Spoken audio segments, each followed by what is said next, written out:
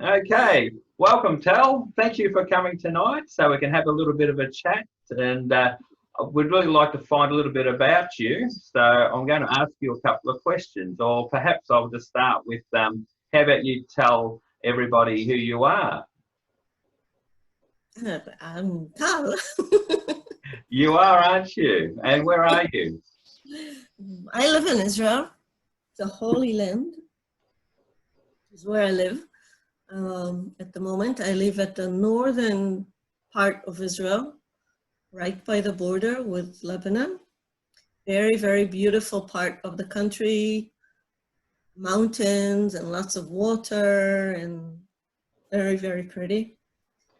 A Nice. lot of people come out here for the weekend to hike and to look around and to just relax. Very nice. Yes. And as we were chatting before, it's spring over there at the moment, but quite a warm day today.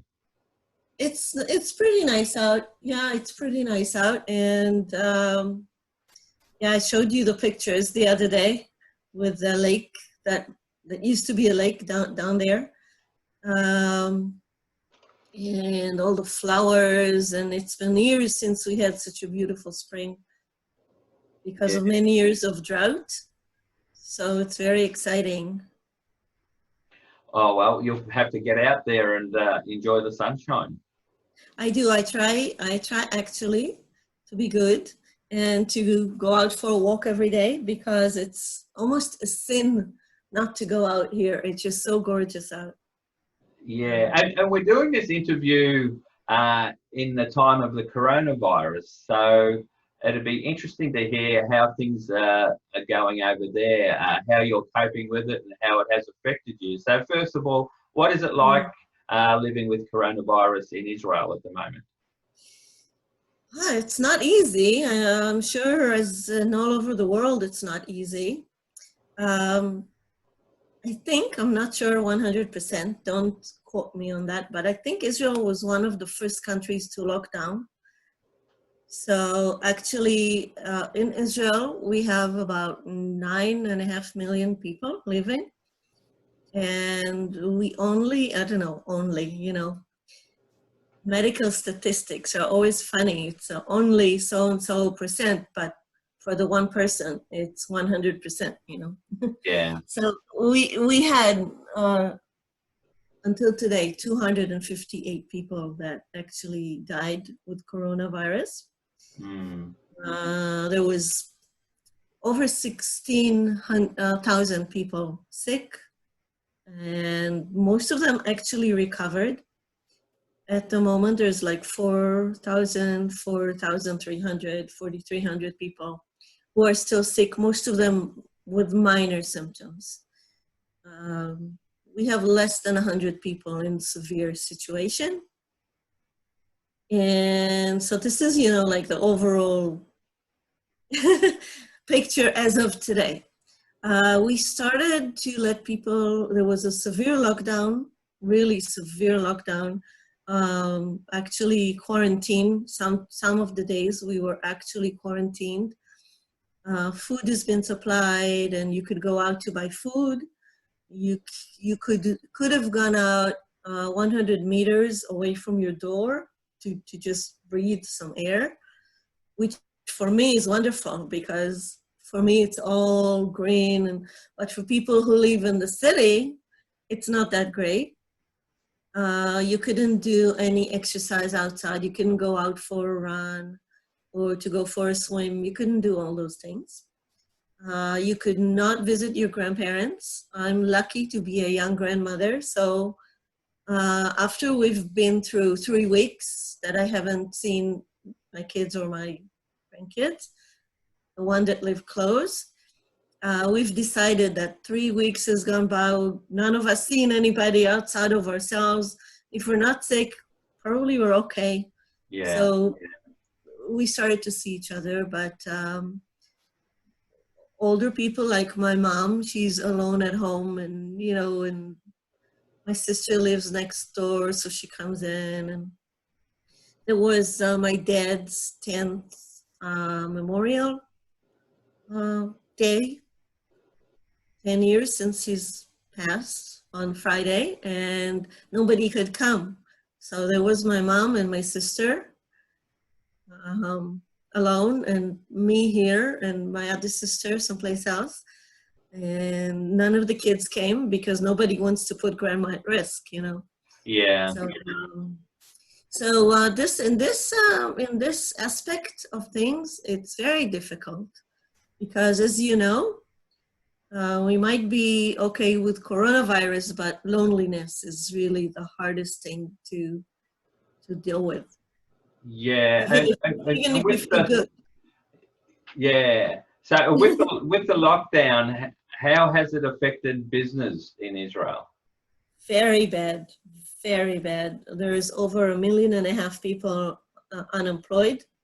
Most of them, some of them, I don't know, some of them has been given a vacation and a no paid vacation, but some of them were actually fired. And yeah, and opposed to other countries, I don't know how it's in Australia, you'll tell me, but the government didn't automatically give people funds. So actually for me, I came back from my last tour, and when I have a few hats, and one of my hats, I'm a tour guide, and I came back from my last tour. It was January 28th, and I didn't work since January 28th. So Okay, it really has shut down your business then. all of tourist business all over the world, I bet it's shut down locally, and tourists coming into Israel and tourists going out of Israel. All of tourism is shut down. No restaurants, all restaurants are closed. At one point you could order out, and at one point you couldn't. Now you can again. You can go to a restaurant and take it out. You cannot sit at the moment.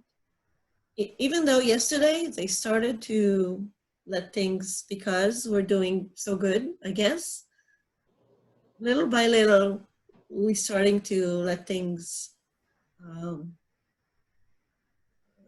little easier so people can go visit family, and people can go running, jogging, go outside a little bit, go back to the beaches. Some jobs are back. Some people are back to work.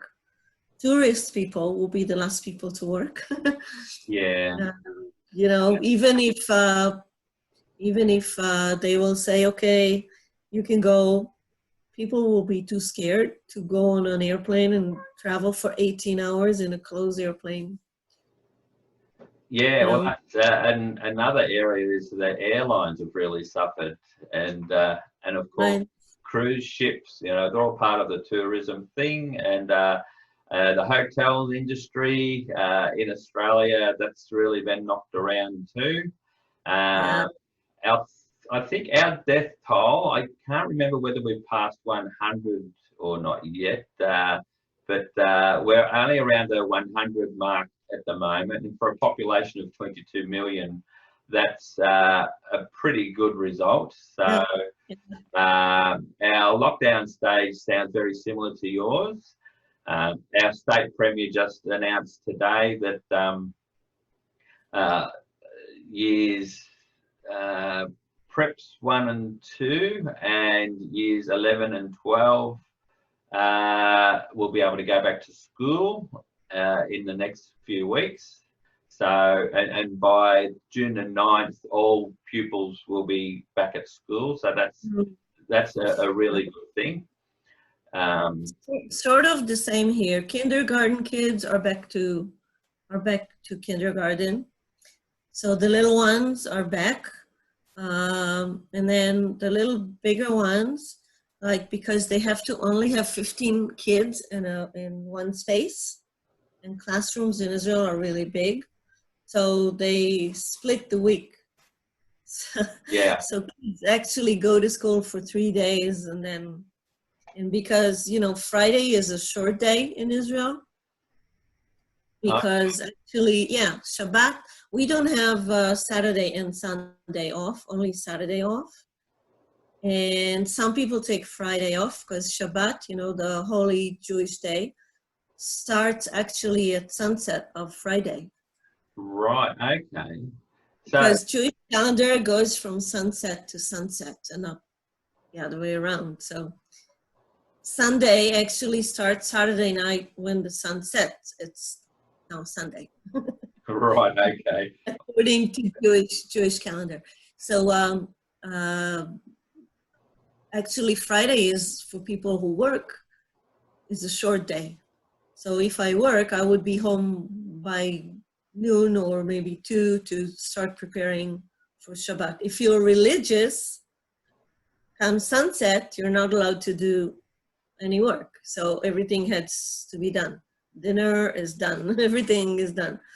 Oh, So, okay. And so, not people are religious, but we sort of accommodate that. yeah, okay. That would take a bit of getting used to, I think, especially For with, me, it's always been that way. I well, don't think that's right.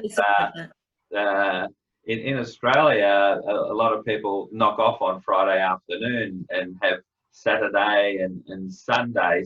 Saturday is probably a little bit more active. People go out a lot. Sunday, they tend to stay home a fair bit, but I think, yeah. often you'll have families go and visit each other and, you know, or just go out for a day trip or something. But sometimes people like me have to get the leaves off the roof and mow the lawns and do all those sorts of things.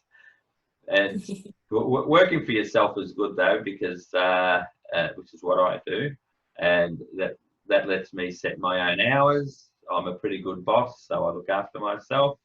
So I get to work when it's good to work, and play when it's time to play, and do the chores in between somewhere, and hopefully everything gets done and it's all working out okay.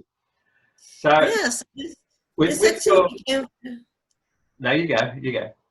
okay, this actually became very big. People moved a lot of people moved to work from home, even in big companies, like let's say Nestle. Okay, Nestle has a very big center in Israel.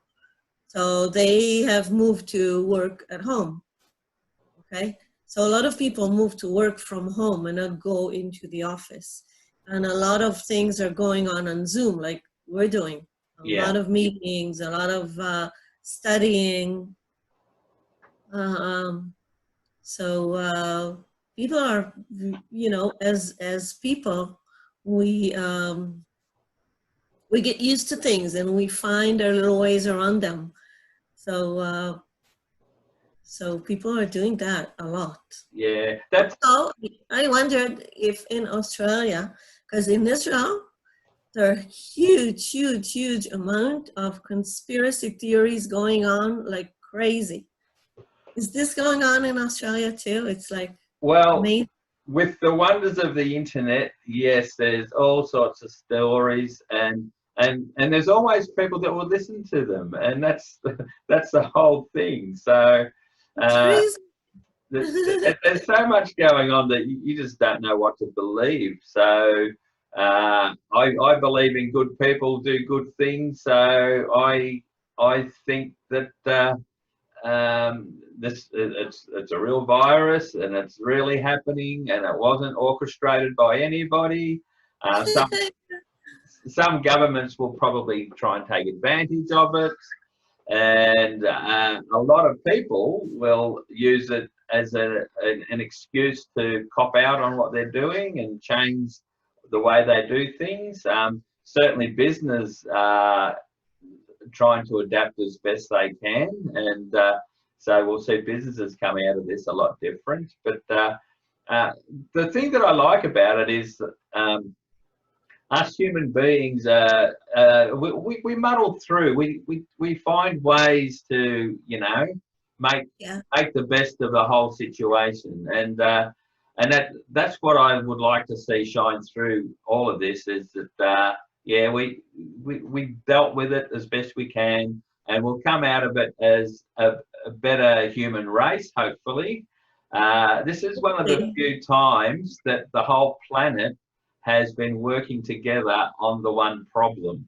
and not necessarily together as in governments and heads of state and all that sort of thing, but Mhm. humans in general are all working for the same goal here, and to trying to knock out this virus, try to find a vaccine for it, and also try to keep their own backyards in as best shape as they possibly can. So, unfortunately, some governments will take advantage of that, and but I think in general, most countries will start thinking about their own little fortresses now, and trying to make sure that they can stand on their own 2 feet and not rely on other countries as much as what they have. Because Yeah. when the trade stops, and when the planes stop flying and the boats stop sailing, uh, a lot of countries really get caught short because of their reliance on other countries. So I think people in general will think about things in a much different way, and they will be much more careful about or hygiene for starters, won't they? I think a lot of the measures that have been put in place may stay. You might find there'll be hand sanitizers at supermarkets and that all the time now. You might find that people won't stand as close to each other anymore, and people might sneeze into their arms and all sorts of things instead of just In spraying Israel, it everywhere. Israeli in a whole are very warm people. So, and we're very touchy. Like if I meet you, you get hugged. You like it or not, you get hugged, you know? Yeah, So, so there's a lot of good things to it. And there's also a lot of annoying things to it. So if you have a European or American, or I've never been to Australia, so I don't know what it's like. But if you have gotten yourself accustomed to standing in line like they do in the States or in Europe, you come to Israel, you stand in line, everybody is on everybody, you know? yeah, Or you stand, you go to the, what's the name of it? To the bank to take out money from the machine, yeah. okay? The next person will stand right behind you. So, so what we hope for that this will actually make people give some space to the other person. But I don't know, I feel actually that once this is over, people will be like thirsty to touch and to be close. And There will be one ginormous hug fest, I'm sure. yeah, everybody's going to hug everybody. Oh no, don't touch me. Yeah, that's it. So, with your work that you were doing, just describe briefly what it was, and then tell me what you think the future for that is. Will you continue with it again, or are you looking I'll at hope. doing something different? So, yeah, just tell us a little bit about what you did have before this started. Okay, so as you know, I have, as I said before, I have a few hats that I'm wearing, other than the personal life one as a mom and all that, grandma and all that. But and then I am in my job a tour guide. So I take people from Israel to travel the world. So Europe or United States or the Far East, Thailand, um, which I love very much. And I have friends in all these places that I miss a lot. Yeah, Yeah, some of them became like family over the years working with them. And so this is one hat that, and tourism, we don't know what will happen, really. There's like no way of telling. At the moment, we're trying to shift our focus into inland travels. That now it's allowed. So we're trying to do this. My other hat is that I'm a teacher or a coach. I was actually doing this kind of work before the word coach came into the lingo. So I was working with people into getting to know themselves better and to see what makes them tick, what makes them hurt, what makes them grow, and how to go on that path. What do you want to make of your life and how to do that? And I have a few modalities that I work with. I'm a naturopath, and my basic um, training. Yeah, and I'm a healer. I'm a Reiki master. I teach old, ancient cultures of the goddess, and a little bit of ritual work that I do. And my dream has always been to combine these two things. Okay. So to make like the workshops I do here, which has to do a lot of looking at nature, what does nature has to teach us? Okay, like if you look at the moon, okay, there's no moon, and then it gets full and full and full like your hopes, and you do little steps every day until you made it, and then you decline, and and you go like, so what does that teach me about me? How can I take something from what nature shows me to make it my own power? Awesome. And one of my dreams is to put them together, like to take people on journeys, because you call it the game of life, and I call it the journey of life, because even if I'm home and I'm quarantined, I'm walking on a path. You know, Yeah, uh, yeah. there's a path that I'm on, and you can feel it. Some days you're happy, some days you're sad, some days you're full of energy, some days you're just leave me alone, I don't want to talk to anybody. It's a journey.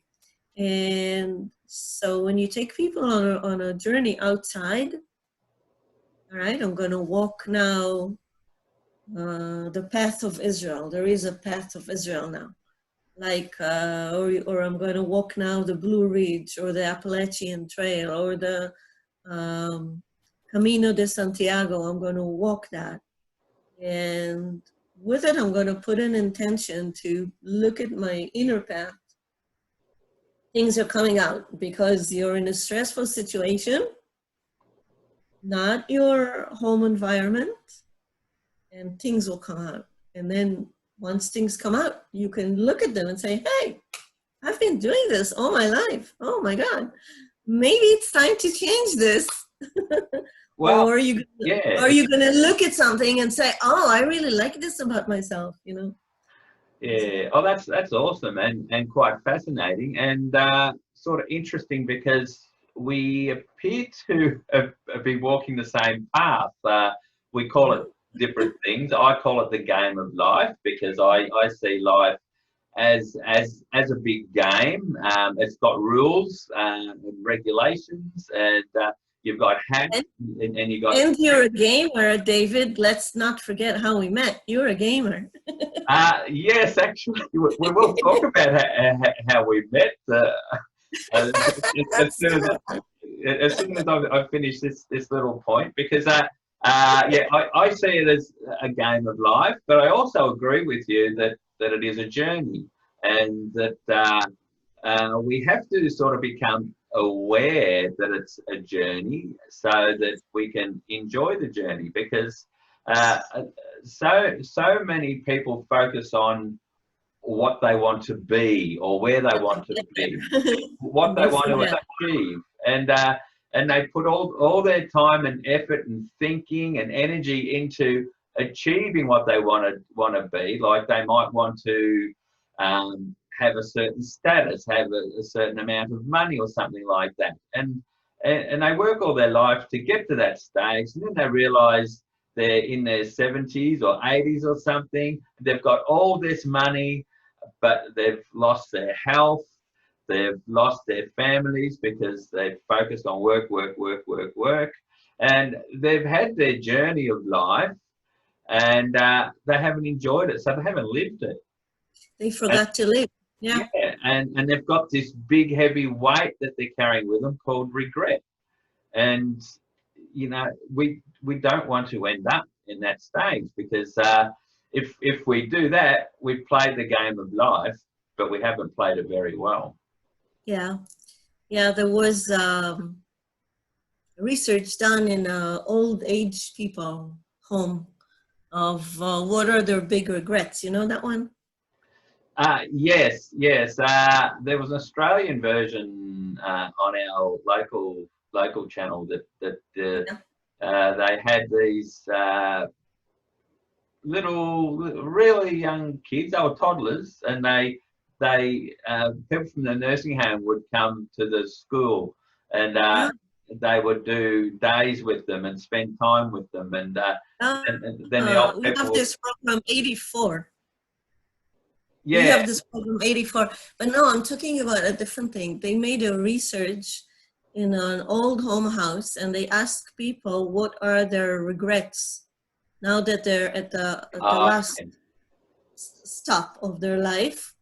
What are your regrets looking back? And nobody said, I wish I had more money, or I wish I had more prestige, or I wish I had a better stature in life. Yeah. They said, I wish I spent more time with my family. I wish I would spend more time in nature, you know, stuff like that. So, so very, very important message. And hopefully with our discussions that we have, if one of our subscribers watches this, they might learn something from it. And you know, if we can help, you know, anybody sort of change their outlook on life and make the most of their life, you know, job done. Yeah, I'd be happy. In heaven. So there's a Jewish phrase that says, anybody who saves one soul saved the whole world. Oh, that's lovely. That's a good one. Yeah. Well, we're going by that. We're aiming for one. Okay. So okay. We're aiming for one person. So that's you know, that's marketing. What's your avatar, David? That's marketing. Yes, that's it. Oh, I don't know, or maybe we'll discover that on our little journey here that we're having.